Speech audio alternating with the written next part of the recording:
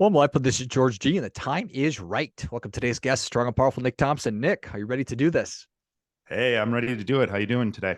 I am doing great, man. Let's go. Nick is a All right. storyteller. He is a podcast host. He is a reality TV star.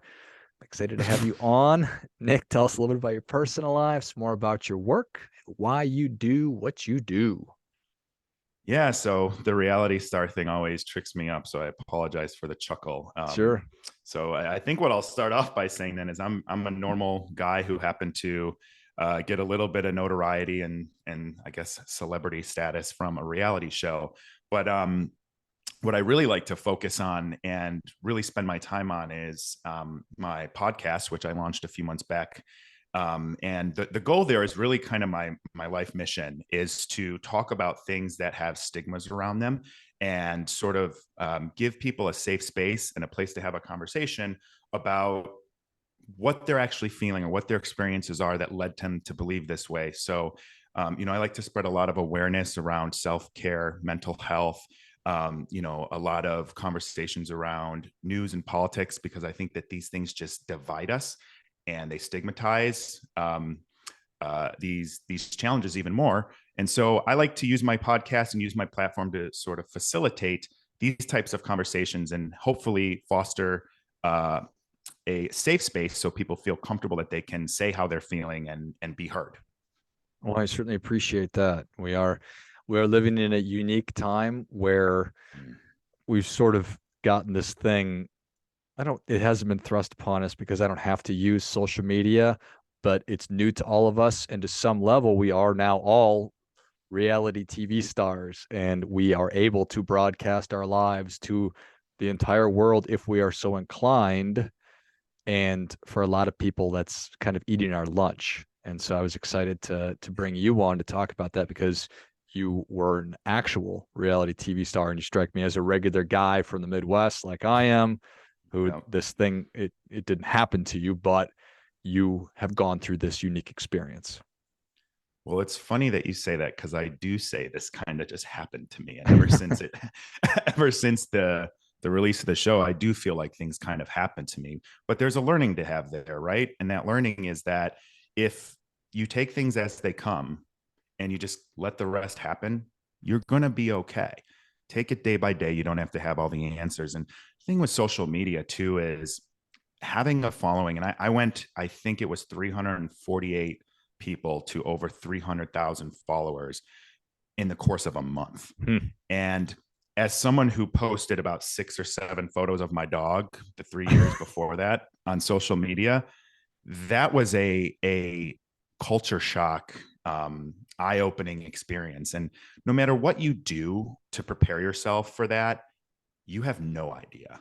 You have no idea what it's going to be like. You don't know the level of support. You don't know the level of hate that's going to come from social media. As much as you want to prepare, you really just don't have any idea whatsoever. So I think a big learning there is I've decided actively, and this is even in the last few months, I'm not going to just put these beautiful things on social media to make it seem like I'm living this lavish celebrity reality TV star life. I'm going to just continue to be me, and I'm going to be myself. So I'm going to share my good things. I'm going to share my bad things. I'm going to be vulnerable and be real with everyone, because that's who I am. I always say I'm unapologetically myself. So why would I be different just because I have 300 something thousand followers now, paying attention to everything that I do, when in reality, I'm just still being me, and I'm just doing things that I do. And some of them are worth sharing. Yeah, no, I appreciate that. So take things as they come. Tell me a little bit more about what you mean. Absolutely. So self-care, self-preservation are very important to me. I spend a lot of years being very reactive, being irritable, being frustrated with my situation. And I look back on that, and I look at the person that I've become, and then, the times that I still struggle with that.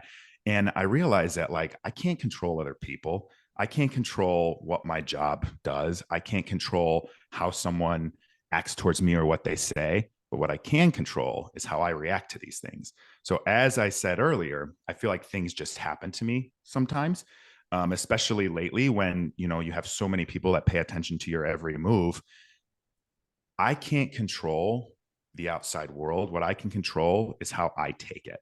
I can control how I react to it. I can control if this is going to break me, or I can control if this is going to make me happy, or I can control if this is going to bounce off of me. And I find that if I keep that mindset and I keep my inner peace and my self-control, then I'll be okay. And I live by the principles of like my three pillars, I call them. And those three pillars are that I am sorry. So those three pillars, my three pillars are that I really want to have inner peace. So in order to have inner peace, I have to know that I'm acting with integrity at every opportunity that I get, and I know that I'm doing the best that I can. And if I take those things and I internalize them, that gives me inner peace. And when I have inner peace, it doesn't matter what other people say and think about me, because I know that I did the right thing with the information that I had, and that I'm doing the best that I can. I love it. You know, It's easy to say, not easy to always practice, just to be clear. yeah, that's one of those sounds easy, does hard for sure. That when you do recognize that we have very little control over the things that happen, but almost complete control over how we think and feel and Mm-hmm. respond to those things, and you do your best to put those into practice every day, I think then, yeah, you can have a little bit more peace of mind. And then you can say, you know what, I'm going to take things as they come. I'm going to let the chips fall where they may.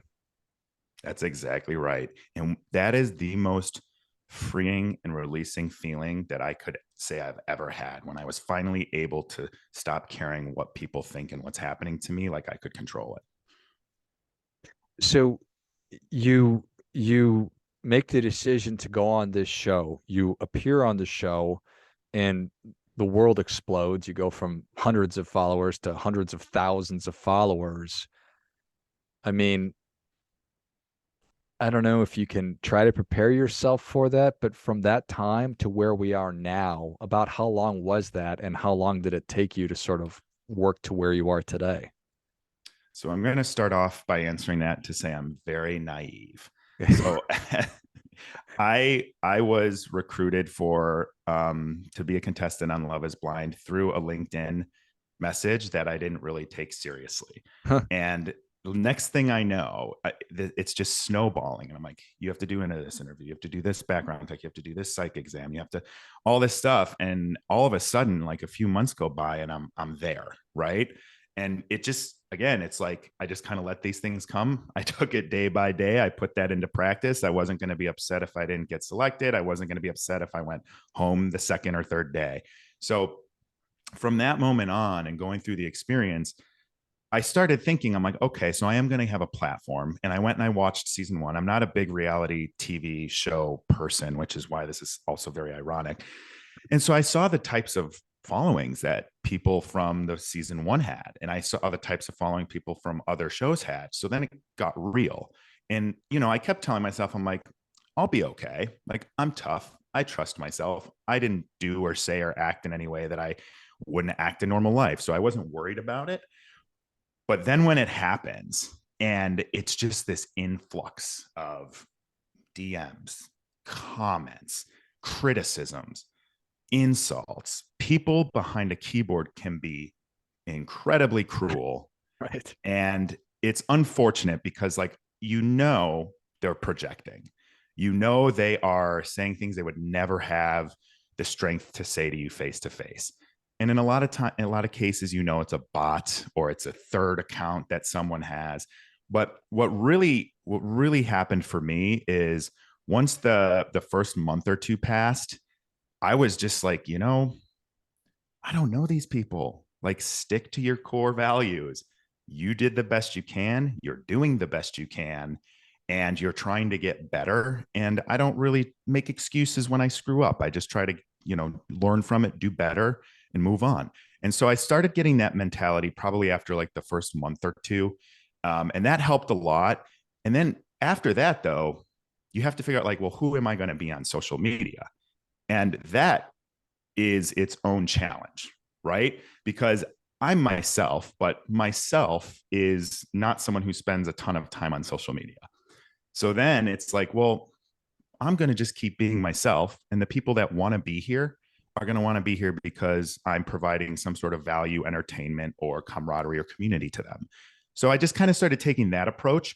And then I was like, you know what? I'm going to just keep being myself. If someone doesn't like that, I was super excited about the new Halloween movie this October, and I was talking about it and dressing up for it, then fine. They can unfollow me. They can say something bad. So it's sort of like a process where you have to kind of make peace with yourself, and then make peace with the fact that, hey, people are going to unfollow you. And, I said last night, someone posted something on a reel of mine that said unfollowed. And I sat there and I was like, okay, you could have hit one button and unfollowed me. But instead, you did UNFOLLOWED.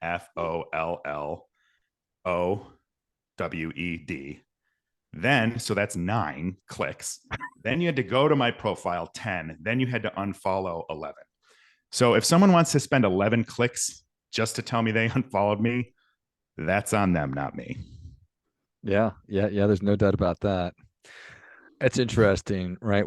I think that you can look at different experiences in life where you go into something and you're either naive or we just don't know what we're getting ourselves into. And when we open ourselves up for criticism, maybe you're in a sales role for the first time, you're getting on social media, and now people can, you're just going to experience happy good stuff is awesome. But when it's the negative stuff or the rejection, that will toughen your skin up. So I appreciate that. How do you think? So I'm.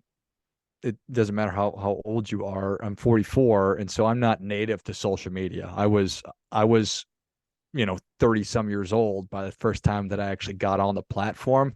How do you think it's different, or do you think about, young people who are younger than I am who are actually social media natives?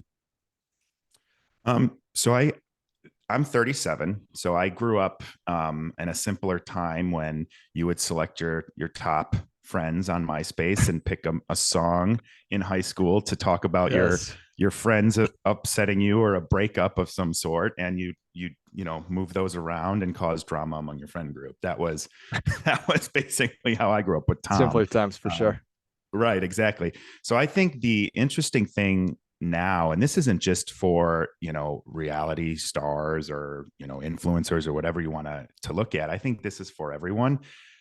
I believe what I'm seeing with younger people, and not too young, like I don't know when people should get on social media. I don't, it's between them and their parents, but I feel that what young people are doing, especially on TikTok, that I can see, it's cool, is like they're building a platform that like reminds me of what it was like on the playground, Hmm. where but it's on a bigger scale, right? You're meeting new people, you're communicating with new people, you're playing different types of games, you're playing Red Rover, or then someone else comes in and is like, no, we're going to play tag, and you're all just communicating, but now it's happening through content.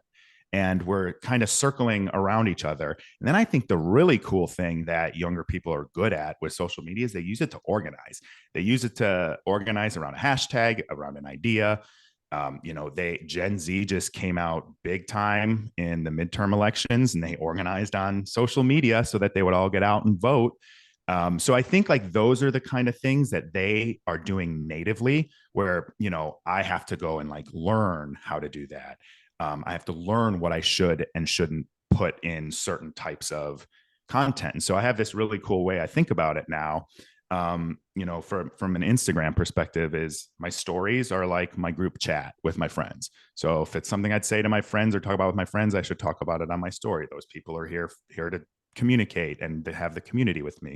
If I post it on a reel, it's something that I think needs to extend beyond. It's almost like the marketing for me and my content, my message, and my community. And then if I post something on my timeline, I think of that as like, this is a moment in time that I would like to capture and remember. And so that works for me. I didn't come up with that all on my own. I've learned that from others, but I think when we come up with sort of the use cases for social media, everyone can get better at it, and we can use it and explore new ways to use it as kind of a town square or a local playground. as you are as you are moving ahead and doing the kind of work that you want to be doing to help to destigmatize and to create places where people can comfortably converse and share their insights and insecurities and everything, I think, which I think is, we need more and more and more of that. Mhm. Do you think that do you have hope for the future? Do you think that we're going to figure this out? Um, Really good question. I think we all have to have hope for the future, because if we don't, what are we doing every day? Mm. But I do think, to your point, my hope for the future comes from the individuals that are wanting to participate in a community, not even just be part of it, but participate in the community. I love, with my podcast and even through DMs and through other content, I love to have these conversations because I'm not judging anyone. I don't know where people came from. Everybody has a reason to believe and feel the way that they feel. And I think that when we give them an opportunity to share where they're not going to be judged, they're actually going to be able to be vulnerable, but you're also going to be able to connect on a human to human level. And that's what my hope for social media is that instead of becoming this dark haven, black hole of being mean and cruel and projecting, I hope that we can realize, hey, this actually gives us an opportunity to get together with people that 20 years ago we never would have come in contact with. And if we can do that, and we can recognize each other as human beings instead of a blind profile, I feel like we can actually start to facilitate some of these changes, not even in our society here, but just across the world. Yeah, yeah, I think that that's a powerful opportunity. So, l looking back, I'm sure that there's parts of your experience on reality TV that you hate. There's probably parts that you just love, and it gave you this unique platform. Um, how how do you sum it up? Do you think about that? I do. I actually think about it a lot. And again, I take things as they come, I let them happen, and then I choose how I react to it.